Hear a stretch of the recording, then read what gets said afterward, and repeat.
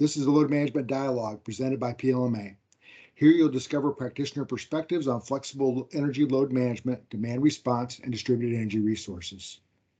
Today's session is the first of a four-part series that PLMA is conducting on the very important order made by the Federal Energy Regulatory Commission in September of 2020, known as Order 2222.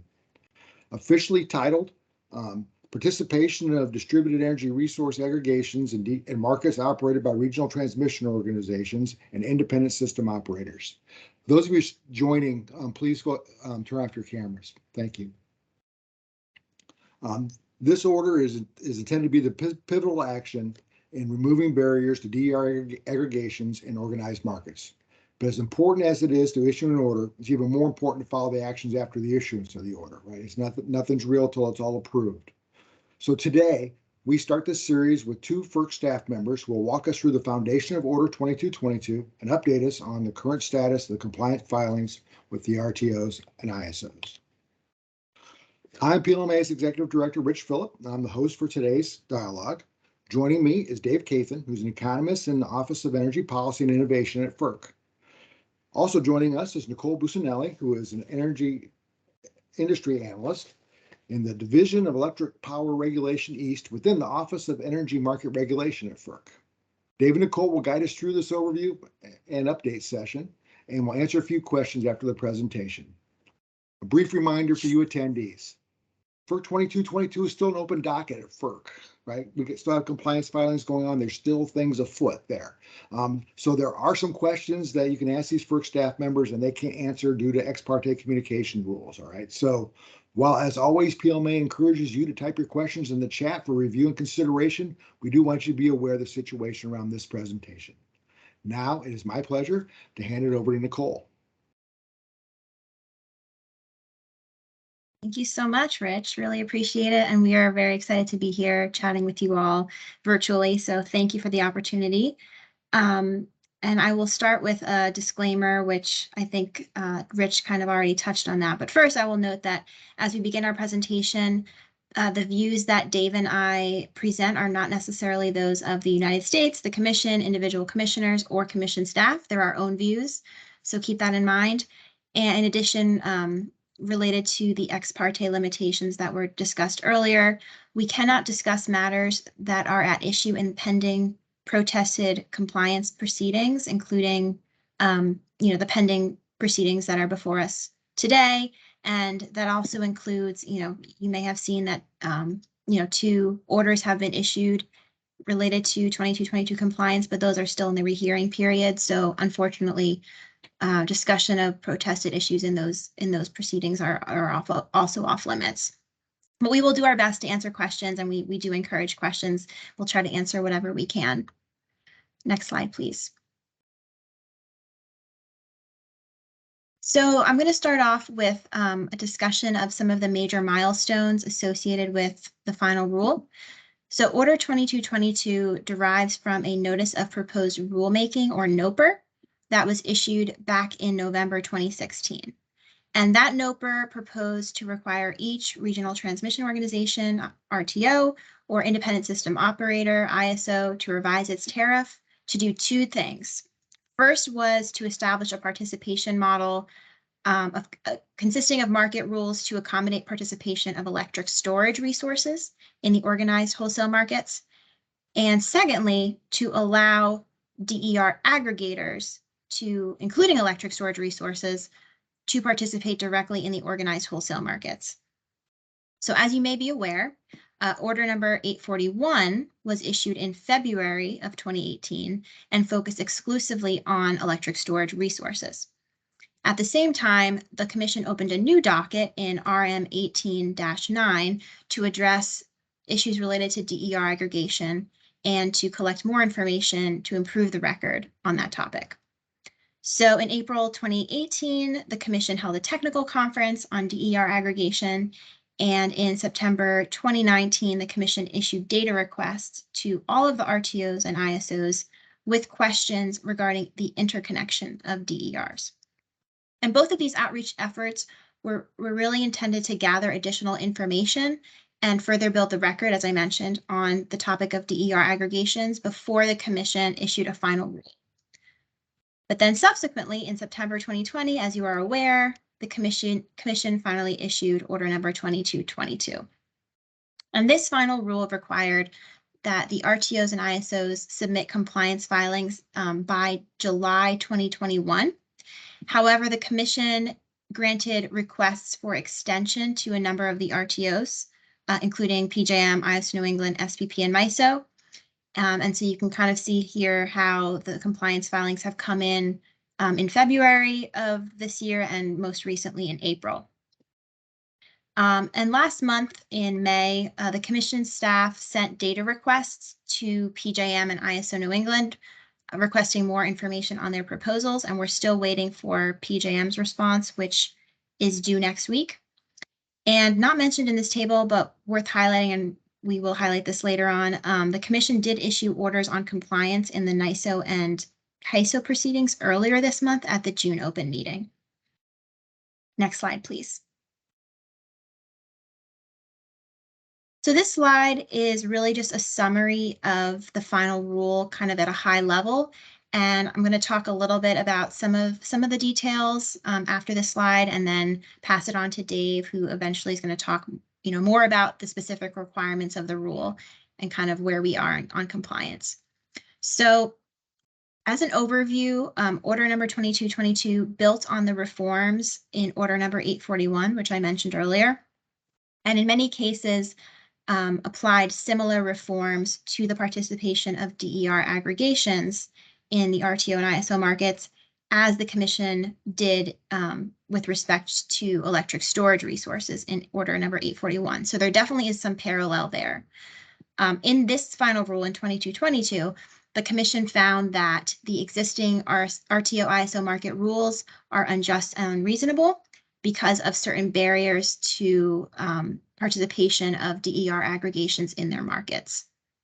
The Commission found that when these barriers exist, resources that are technically capable of providing services are precluded from competing with resources that are already participating in those markets, which reduces the efficiency of those markets and may lead an RTO or ISO to dispatch a more expensive resource to meet its system needs.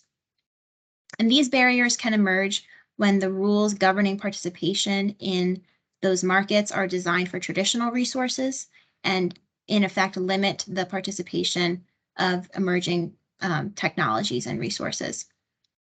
So for example, DERs tend to be too small to meet minimum size requirements to participate in RTO and ISO markets on a standalone basis, and may be able to meet qualification and performance requirements to provide certain services like energy, ancillary services, or capacity.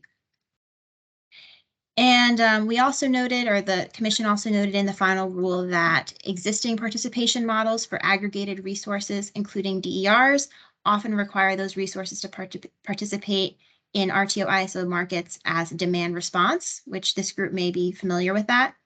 But being forced into a demand response model limits the operations and the services that these DERs are able to provide. So the Commission found ultimately that by removing these barriers, the final rule will enhance competition in the markets and ensure that the markets produce just and reasonable rates. And therefore, the Commission modified its regulations to require each RTO and ISO to revise its tariff to ensure that its market rules allow DER aggregators to participate in the markets. So that's a high-level summary of the final rule. But next slide, please. We'll get into some more specifics. Okay, next slide, please. So one area that I wanted to highlight was related to definitions. So Order number 2222 defined a DER as any resource located on the distribution system, any subsystem thereof, or behind a customer meter.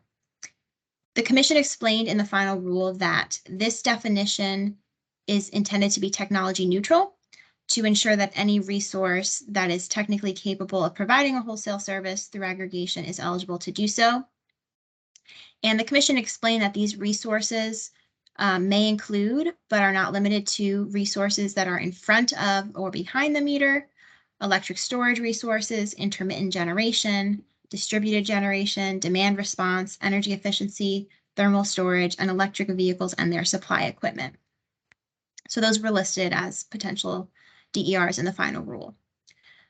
The final rule also defined a DER aggregator as the entity that aggregates one or more DERs for purpose of participation in the capacity, energy, and or ancillary service markets of the RTOs and or ISOs. Order number 2222 emphasized that the DER aggregator is the RTO ISO market participant, not the DER. So the aggregator is the entity that would be responsible for interfacing with the transmission operator and ensuring that the aggregation meets all applicable requirements. Next slide, please. Thanks. So I'm not an attorney, but I will speak a little bit to commission jurisdiction and what the final rule said about that. As many of you may be aware, the Federal Power Act authorizes the commission to regulate the wholesale sale of electric energy and interstate commerce, including all rules, regulations, practices, or contracts affecting wholesale rates. So in Order 2222, the Commission found that the sales of electricity by DER aggregators into the RTO ISO markets are wholesale sales subject to the Commission's jurisdiction, and the sales into the market by DER aggregators from demand response resources or energy efficiency resources are practices affecting wholesale rates. So the Commission essentially was finding that it was only exercising jurisdiction over the sales by the aggregators and not over sales by individual DERs. And so as a result, those individual DERs would not be subject to requirements that apply to Commission jurisdictional public utilities. The Commission also noted the vital role for state and local regulators with respect to retail services and distribution system matters, and the Commission emphasized that nothing in the final rule preempts the right of state and local authorities to regulate the safety and reliability of the distribution system. In terms of participation and what DERs can participate under these new market rules, the Commission declined to include a mechanism for retail regulatory authorities to prohibit DERs from participating in aggregations, which is otherwise known as an opt-out. However, the Commission provided an opt-in mechanism for utilities that are small, so utilities that distribute 4 million megawatt hours or less per year.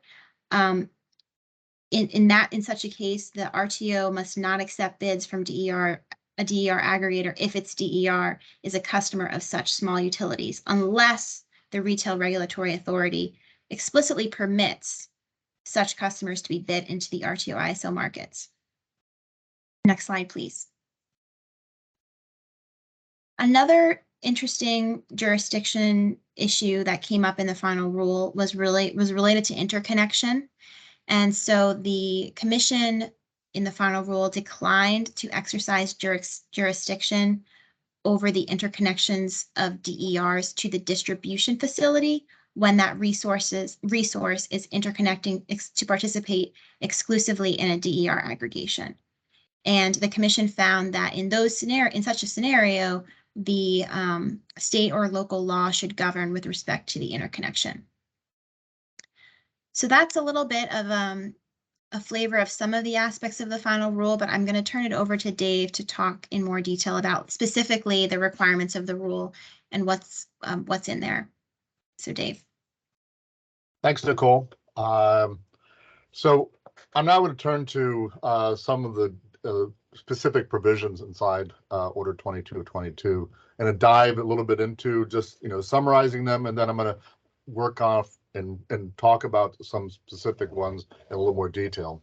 To sum up the Commission's directives in Order 2222, the final rule requires each RTO ISO to revise its tariff to ensure that its market rules facilitate the participation of DER aggregations.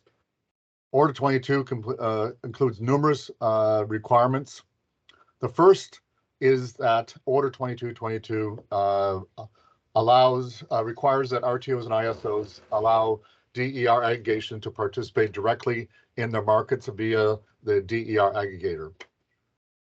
Nicole already talked about that. Second, Order 2222 requires that the RTOs and ISOs allow DER aggregators to register under one or more participation models. Participation model is essentially the way we refer to a set of market rules that allow for participation of resources in the RTO and ISO electricity markets. As you may be aware, RTOs and ISOs have established market rules for resources that are traditionally participate as generators, which inject electricity into the grid, as well as demand response resources, which reduce electric consumption. With the issuance of 841, the Commission required the RTOs and ISOs establish a participation model for electric storage resources. The Commission recognized that the traditional participation models didn't account for the physical and operational characteristics of new electric technologies like storage, and therefore the Commission found that existing market rules presented barriers for these resources from participating. Similarly, here in Order 2222, Commission requires the RTOs and ISOs to establish one or more participation models to accommodate DER aggregations. Commission gives RTOs and ISOs flexibility on how to approach meeting this requirement. The rule specifically notes that the RTOs and ISO may use existing models, new models, or a combination of approaches to meet this requirement. The next is about size requirements. Order 2222 establishes a minimum size of 100 kilowatts for DER aggregations, meaning aggregations as small as 100 kilowatts must be able to participate. Individual DERs that are smaller than 100 kilowatts can aggregate as long as the aggregation itself meets the minimum size requirement. For example, an aggregation could include 101 kilowatt resources. So as you can imagine, this rule allows very small resources to participate in the wholesale markets when previously such small resources would never have had that opportunity. Next slide, please. The next item is about locational requirements. Locational requirements for DERs essentially refer to where on the grid DERs may be located in order to participate in a DER aggregation. The RTOs and ISOs may allow single node or multi-node aggregations, and as long as the nodes are as geographically broad as technically feasible. Next is regards of distribution factors and bidding parameters. Requirements related to distribution and factors and bidding parameters address how the RTO ISO will account for physical and operational characteristics of DER aggregation as they participate in the markets. For context, bidding parameters refer to the data provided by the aggregator to the RTO ISO when it bids its aggregation into the market, such as price and quantity of megawatt that can be dispatched. Distribution factors indicate how much of a total response from a DER aggregation would be coming from different locations on the grid. This information helps the RTOs and ISOs to know where the DERs in an aggregation will respond to dispatch signals and where these resources are located. The final rule requires that the RTO ISOs establish rules for distribution factors and bidding parameters, but does not give specific details on exactly what these rules must be, and which allows the RTOs and ISOs some flexibility in this area. Next item as regards to information and data requirements. Each RTO and ISO must establish rules regarding what information and data it will require from DER aggregators.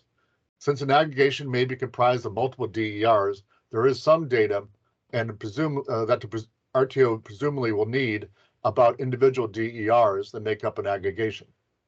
One of these information requirements is that the aggregator must update the list of individual DERs and associated information as it changes so the RTO can have that information.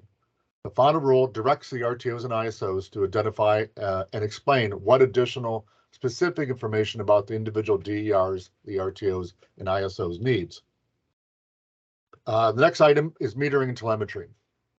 Meter telemetry refers to the type of infrastructure required to be able to measure the performance of DERs and DER aggregations. The RTOs need this information and this metering and telemetry data for operational purposes and settlement. In other words, to ensure that the operation of the grid is reliable and that they are accurately compensate resources for providing certain services in the markets. The rule recognizes that the metering can be quite expensive, so there's going to be some amount of balancing of the requirements with data and the cost of infrastructure to get that data. For example, the final rule states that the metering requirement should rely on metering data obtained through compliance with the distribution utility or local regulatory authority metering system requirements wherever possible for settlement and auditing purposes.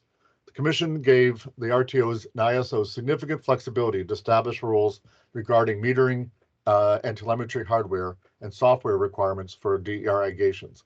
But the RTOs and ISOs must explain why their proposed rules and requirements are necessary. They do not propose a necessary and undue barrier to DER participation. Just one note in regards to what Nicole had already stated, the DER aggregator is the market participant. So they are the entity that will be ultimately responsible for the metering telemetry, since they are the ones that will be bidding and then actually executing any dispatch instructions. The next item is on coordination. There are quite a number of coordination requirements in the final rule. Actually, there's about 60 paragraphs in the final rule about coordination. I'll be discussing a few of these in detail in the next several slides, but I'll skip this one for now. The next item is modifications to the list of resources in a DER aggregation. There may be instances where the DER wants to join an existing aggregation or leave a current aggregation. Order 22 and 22 requires each RTO ISO to establish market rules that address how it will handle these modifications, mostly with regards to information and data requirements. And finally, the rules requires the RTOs and ISOs to include standard market participation agreements for DER aggregators. The aggregate agreement must define the DER's role and responsibilities and its relationship with the RTO and ISO. The agreement also is intended to ensure that DER aggregators complies with all the relevant provisions of the RTO's ISO tariffs, the tariffs and operating procedures of the distribution utilities, and the rules and regulations of any local and state regulatory authorities. An aggregator is required to execute such an agreement before it can participate in the RTO ISO market like any other market participant. The Commission gives the RTOs some flexibility regarding the specific terms and conditions of these agreements. Next slide, please. Now I'm going to dive into a little bit into some of these specific items. As noted earlier, DER aggregators will be the single point of RTO ISO contact, responsible for managing, dispatching, metering, and settling the individual resources. This means that the individual DERs will not be subject to any of the telemetry, etc. requirements. The aggregator will be the interface with the RTO ISO. The Commission directed that heterogeneous aggregations, i.e. aggregations containing different resource types, must be allowed. A good example of this type of aggregation would be an aggregation that combines solar generation and distributed storage. Nevertheless, the Commission is technology neutral and is interested in having the market and innovators develop combinations of resources. The Commission also chose to set a minimum size requirement for DER's aggregation to be no more than 100 kilowatts, I mentioned earlier. The minimum size requirement matches the minimum size determined in Order number 841 on storage, and is the same as used for demand response aggregations. The rule does not adopt a set maximum size for a DER aggregation. Next slide, please. With regards to individual resources, Order 2222 does not adopt a set minimum or maximum size of resources that can participate in aggregation. But the Commission did direct each RTO and ISO to propose a maximum size for individual DERs. The order states that capping the maximum size of an individual DER participating in an aggregation would ensure that larger resources are required to participate individually, thereby allowing RTOs and ISOs to independently model and verify the metering of these large resources. One area we heard a lot of in the comments, and it was a focus of whole panel at the April 2018 technical conference, was whether aggregations should be limited to individual pricing nodes or be allowed to span nodes. In the order, the Commission takes a much more flexible approach, but any locational requirement proposed must demonstrate it is as geographically broad as technically feasible. Another issue that was subject to many comments was the issue of double counting or double compensation. In the order, Commission requires that RTOs and ISOs must allow dual participation in retail programs and allow DERs to provide multiple wholesale services, but directs the RTOs and ISOs to develop methods to address double counting. Note that the order reiterates the ability of state and local regulators to be able to condition a DER's participation in the retail DER program on that resource not participating in an RTO, participating directly into the RTO ISO markets. Next slide, please. Now I'm going to talk about some of the coordination requirements. As I indicated, this takes up a good portion of the order. There's an absolute need created by the integration and aggregation of DERs into wholesale markets for coordination. By their very nature, DERs reside on the distribution network and frequently behind the customer meter. Coordination between the distribution and transmission networks will be crucial. In particular, the Commission directed RTOs and ISOs to establish market rules that address coordination between relevant entities. That is, development of processes and protocols for the sharing of information and data between distribution utilities, DER aggregators, and RTOs and ISOs. The role of the distribution utilities will be crucial in this process. As a result, the Commission directs RTOs and ISOs to incorporate a comprehensive and non-discriminatory process for timely review by a distribution utility of the individual DERs that comprise a DER aggregation. In this review process, distribution utilities must determine whether each DER is capable of participation. For example, if that is not already part of another DER program or aggregation. Whether the participation in an aggregation will not pose significant risk for the reliable and safe operation of the distribution system. In one of the rehearing orders, 2222A, the Commission clarified that this distribution utility review must take no longer than 60 days. If an RTO ISO believes unusual circumstances could give rise to the need for additional distribution utility review time, it may propose provisions for certain exceptional circumstances that may justify additional review time. A third requirement is to develop a process focused on ongoing coordination during the operating day. Real-time coordination will be crucial. For example, if a DER aggregation has cleared its bid in the day-ahead market, and then there's an unforeseen problem on the distribution system that affects the operation of a DER or DER within an aggregation, such as a truck runs into a pole, there's a transformer problem or whatever, a DER aggregation may not be able to meet its schedule. Information about the outage needs to be communicated to the aggregator by the distribution utility, and then the aggregator will need to inform the RTO and ISO of its inability to meet its schedule or adjust their schedule accordingly. This will allow the RTO and ISO to dispatch other resources to meet the shortfall, and this will need to be done quickly.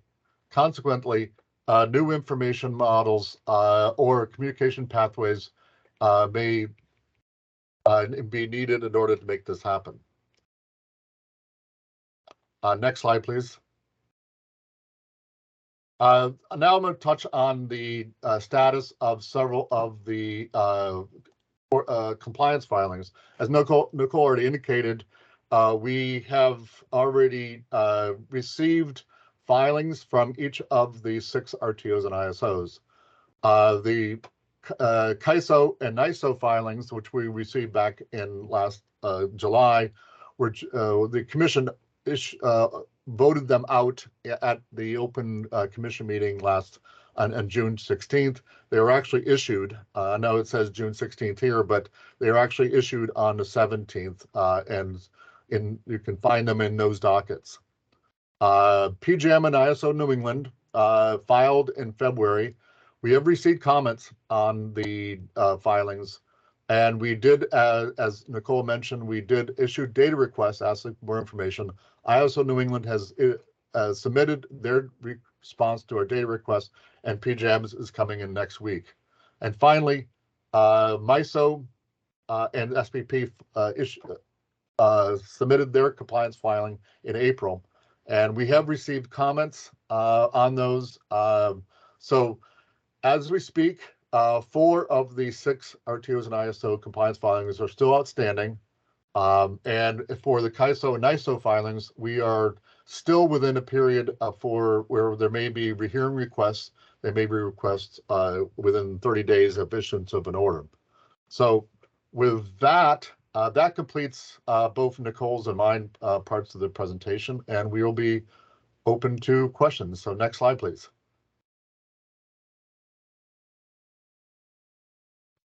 So thanks for that, Dave and Nicole. So one question here is, can you describe, how Order Number 2222 provides benefits for the RTO and ISO markets? Thanks, Rich. I can take this one. So I think by facilitating DER participation in the RTO ISO markets, Order 2222 should provide a variety of benefits to those markets. So firstly, DERs will be able to locate where price signals indicate that new capacity is needed, and potentially helping to alleviate congestion and congestion costs during peak load conditions, and also to reduce costs related to transmitting energy into high cost load pockets.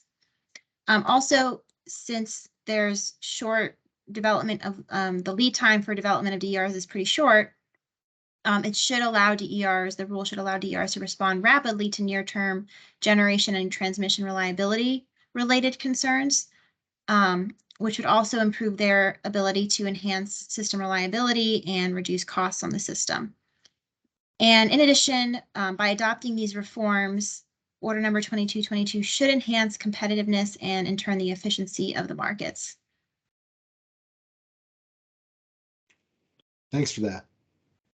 So a second question, I'm guessing this one might be for Dave. Could you explain Order Number 2222's approach to ensuring ongoing operational coordination between the RTO ISO, the DR aggregator, and the distribution utility?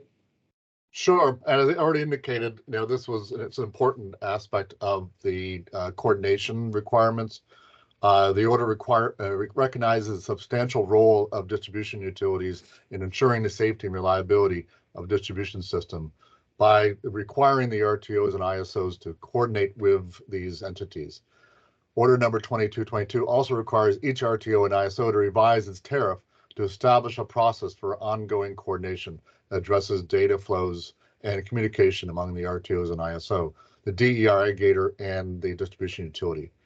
Further, the order requires the DER aggregator to report to the RTO ISO any changes to its offered quantity and related distribution factors as they are necessary, resulting from distribution line faults or outages. The order also requires each RTO ISO to revise its tariff to include coordination protocols and processes for the operating day when an override is needed to maintain reliability and safety on the distribution system. Order Number 2222's requirements will maximize the availability of DER aggregations while ensuring reliable and safe operation of distribution system. Thanks for that. So I know you went through earlier a little bit around the RTO compliance filings, but is there any more of an update you can give us on the status of the compliance filings? I think we pretty much gave a good update, but I did want to note that at least with respect to the CAISO and NISO filings that the orders were issued at the June open meeting. Those orders mostly accepted CAISO and NISO's proposals, but the Commission directed further compliance on a number of issues. And so additional compliance filings will be due to the commission 60 days after the issuance of those orders, which would be August 16th, 2022. So there's going to be additional compliance due at that point. I wanted to note some of the highlights from those orders that were shared in the commission's press release at the June open meeting. In the CAISO proceeding, among other things, FERC directs CAISO to file a further compliance filing that either revises its distributed energy resource aggregation model or demonstrates that its existing demand response models are compliant with order number 2222. And FERC also directed compliance with some of the coordination requirements, such as the distribution utility review process that Dave mentioned earlier.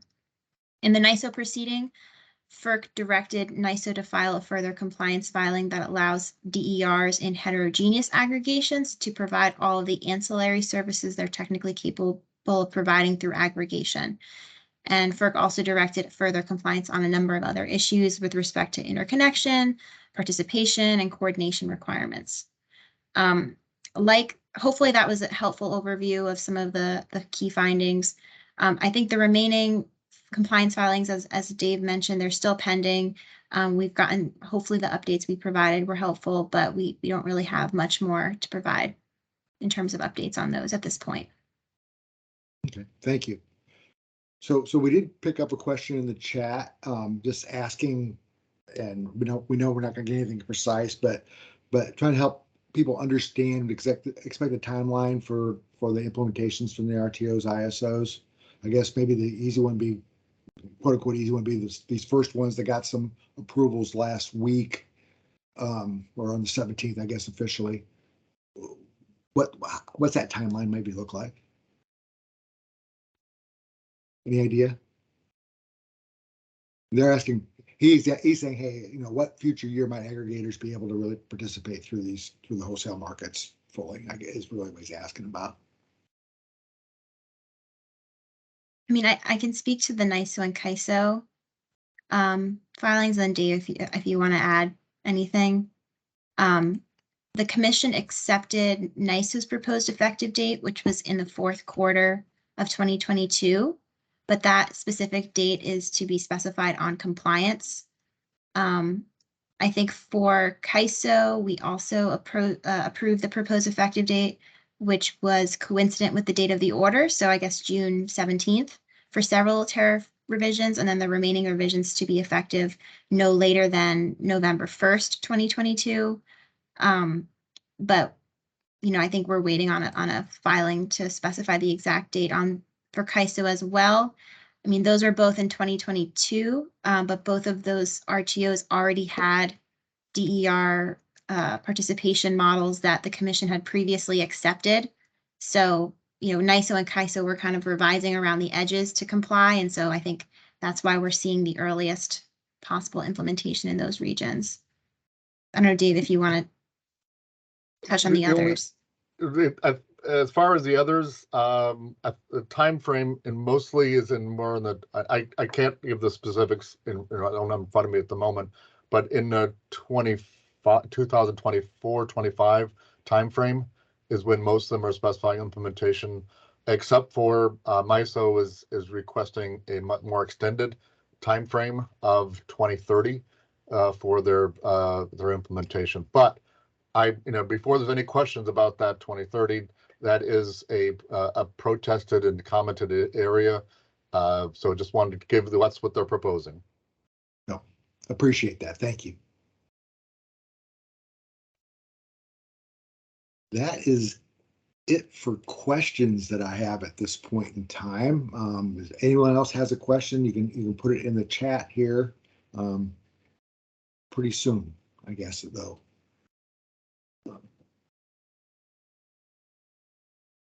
I will take this opportunity to thank Dave and Nicole for joining us today and going through this presentation and sharing, what's going on. I think it's really deeply appreciated by our community. And I think will form a sound basis as we embark on the next part of this series of load management dialogues. I'm going to also point out that FYI, all of you in attendance will receive a recording of this dialogue as well as the slides. You get a link to our load management resource center where all that will be housed, and you'll get that later this week. Here, a question that came in. Let me read it.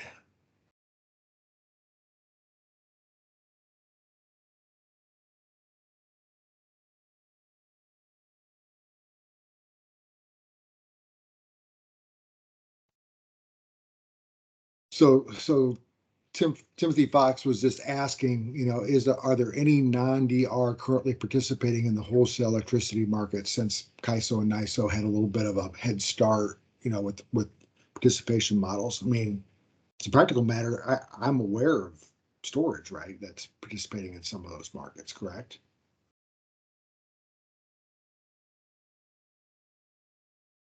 That's right. I mean, I think storage, I don't know the exact effective date of all of the storage market rules, but I know that in certain markets, there's definitely storage participating. I think in terms of, if this question was about like if there are DER aggregations participating at this point, I think CAISO has its market rules currently in effect prior to 2222, but my understanding is that there were no DER aggregations actually participating in CAISO, and there haven't been any since those rules were approved.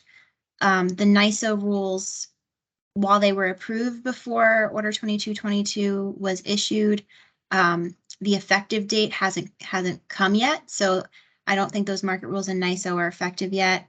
And then the other RTOs, they don't have DER aggregation participation models pursuant to 2222 yet.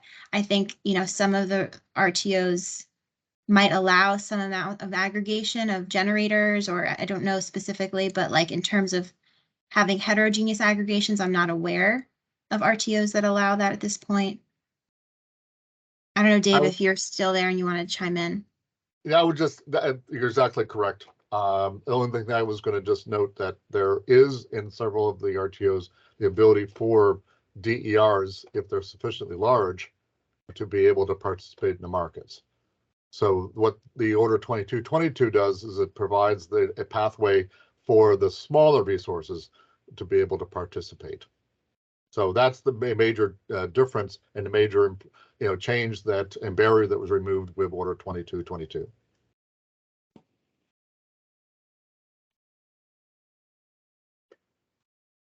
Thank you both for that. So again, thank you for the time and effort you put into this. We appreciate you sharing, and we look forward to seeing how this continues to progress. And we're going to continue 3 more parts of this series talking about what we think all this means to the different points of view and players in the marketplace. So again, thank you to Dave and Nicole for joining us today. Again, thanks for having us. Thank you. Again, all of you in attendance, you can access this and other resources that we have out in our Load Management Resource Center on the PLMA website. Load Management Dialogues is where you'll find a recording of this one later this week. Also, want to talk about that part 2 in our series of webinars on FERC Order 2222 is going to be on July 21st. Join us as we have representatives from utilities talking about the preparations they're making relative to the changes that Order 2222 will enable. We currently have confirmed speakers from AEP and Exelon already for that conversation. Also, continuing our summer webinar series on award-winning implementations, we have our next one will be in the 19th PLMA Award Winners series. Is going to be a session with Olivine and Pacific Gas and Electric talking about their work and load flexibility for complex customers and situations. That's going to be on July 28th. And also introducing to you today, we're going to open up our evolution of DR to DER training for August 2nd and 3rd. That's going to be offered as online virtual training. Be 2 5-hour sessions on the 2nd and 3rd of August. You normally think of this as the course that we offer on day 1 of our conference, on Monday of the conference week, but we also recognize that not everyone can travel, or maybe some want this sooner. So we're making all this available today. Starting on August 2nd and 3rd for the Evolution course, which is a great survey course to help give people foundation before they maybe take on some of our more advanced courses. Again, you can check out all this at our website and our calendar at peakload.org/calendar. You've been listening to a load management dialogue presented by PLMA. To learn about upcoming dialogues and for an archive of past recordings, visit peakload.org or your favorite podcast platform. This concludes this edition. Thank you all.